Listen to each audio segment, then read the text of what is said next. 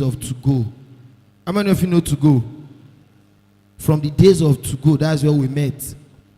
And then in 2010, we met in school, in our high institution days back in Poly. Till we built our first successful startup in 2020 before the COVID, which is the Olili food we all know today. And after then, we built Vent Africa in 2021, and then we built Hizo in 2024, and then we built Glide, and then we're still building and we're still growing.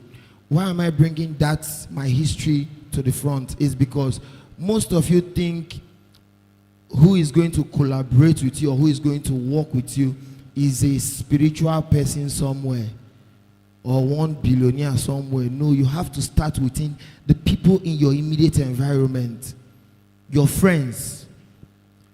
Every great startup starts with people who are friends, from schoolmates and from classmates and what have you.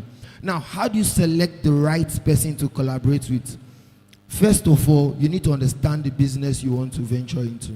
And when you understand your business properly, you need to understand your strength. So when you are able to understand your strengths, identify your strength, you outsource your weakness. How do you outsource your weakness? If you're a very good marketer and you want to, let's say you want to sell any product, makeup, fashion, you're a good marketer, you're very good with marketing. Now that is your strength, you can sell. But can you produce? Can you audit? Can you manage the finance?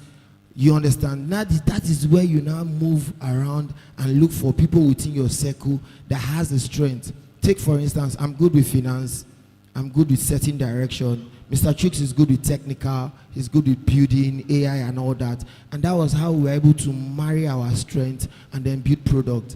Then we get to a point where we needed extra hands to manage some certain places, from operations to core marketing to high-grade accountants and the rest. Then you start bringing people in. But the mistake a lot of people make, which I also made those mistakes back in the days, but now I'm experienced enough not to make those mistakes, is not to sell before building a product. Some of you, like Dr. Shogun mentioned, you go and rent a shop, you start creating a lot of aesthetics, and then you have like 10 million, you spend 3 million renting a shop, use 2 million or 3 million to furnish the shop, and then you now buy product of 2 million. Then you now use 1 million to host a lunch and now invite your friends. Let me tell you, the traction of that business is going to be 1 week, highest 1 month.